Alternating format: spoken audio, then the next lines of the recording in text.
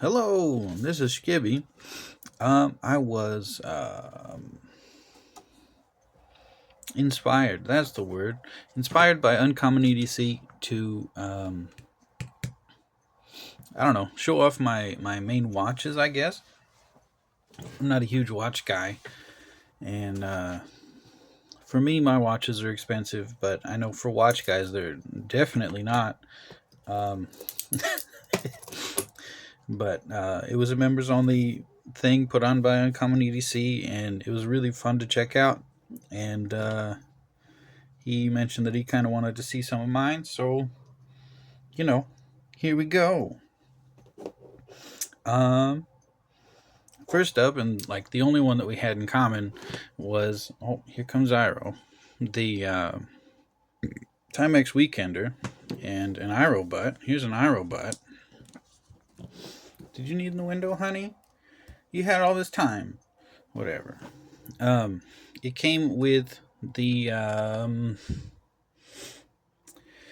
the nylon web strap, and I took that off and put on this one that I made. Now, I know it's crappy. It's definitely crappy. This is the first time that I ever made a watch strap, and also it's kind of piecewise because this is shell Cordovan straps that I got. My sir, why do you break your father's things? Yeah, boy, honey, stop, please stop, please.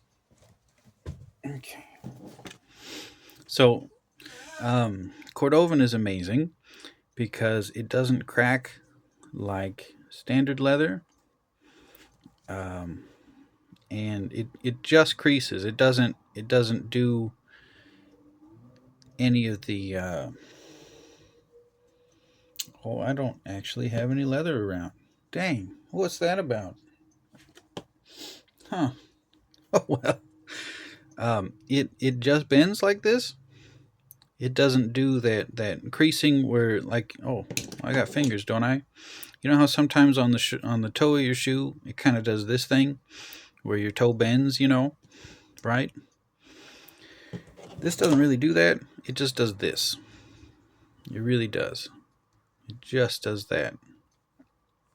And it's high shine. Cordovan shells are just amazing to work with. They tend to be very thin.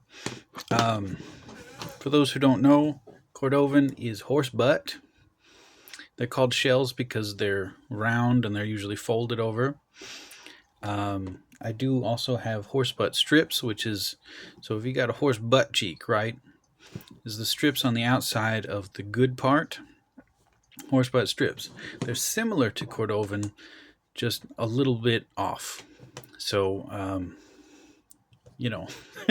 it's some premium stuff because it's very small, but it's also kind of magic. So, some the shoes, if you can find Cordovan shoes for $600, that's pretty darn good. And they just go up from there. I know Allen Edmonds has them starting around that price.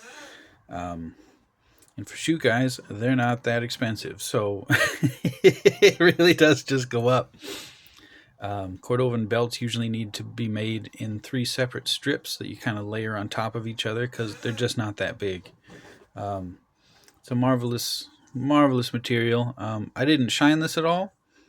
It's just that shiny all the time.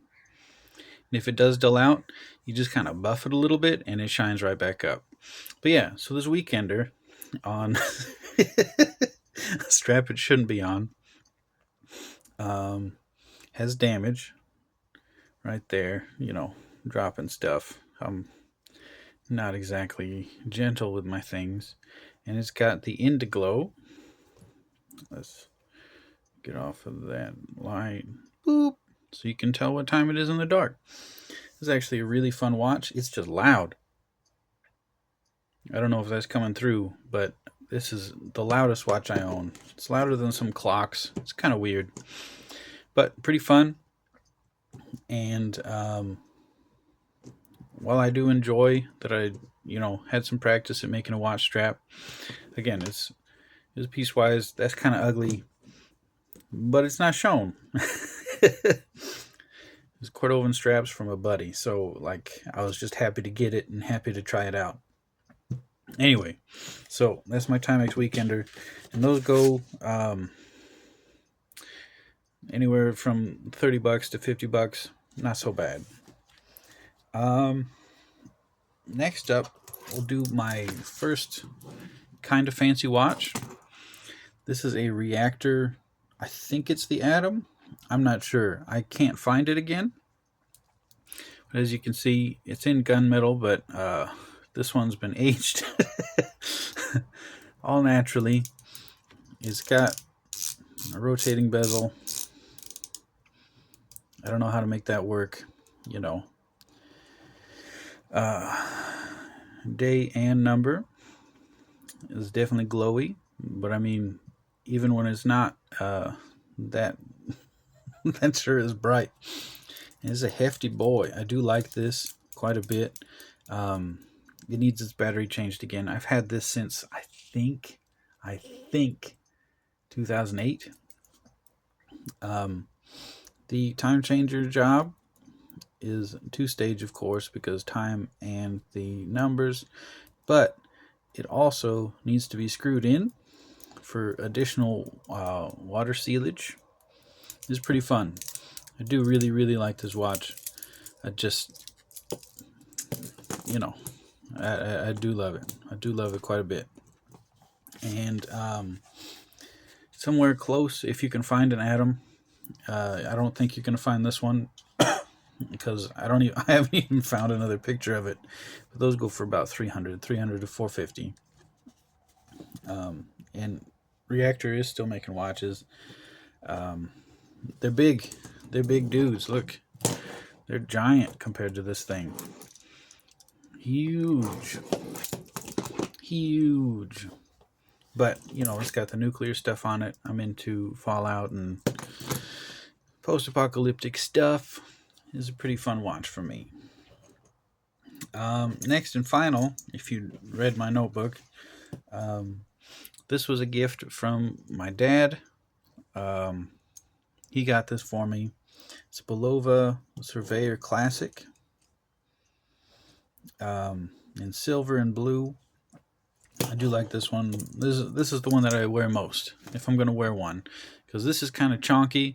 This one, I don't really like straps. They never fit right, and they don't have a weight like on the bracelets. You can kind of shake it around and pull it up and it'll stick, or shake it loose and drop it. It's kind of nice. I like that weight. And on the straps, they just don't do that. But this Bulova, it's got the day and the date. Very nice. I like this one quite a bit. And it does have some wear, but nothing's cracked, so we're doing pretty good. That one's still going good. And again, those are they might not be available today, but they are still made. I just checked the site before jumping on, and they were on sale from $350 to $280 if you want to pick one up. They're pretty nice. Again, watch people, these prices are nothing. Because their entry level stuff starts at $1,200. So, you know, I'm not doing that right now.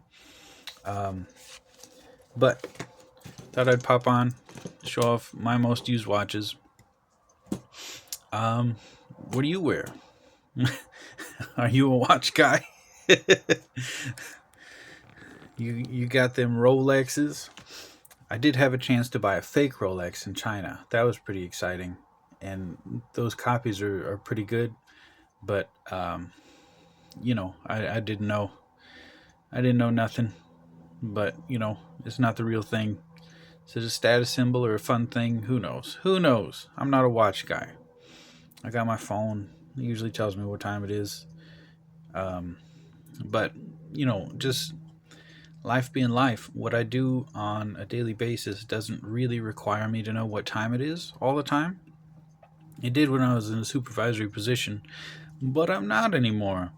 So, you know, we got what we got. Anyway, um, there's my most used. Let me know what you think. Let me know yours. Wobbity wop. Correct me on anything, because I don't know stuff. And yeah, I'll catch you guys later. Goodbye.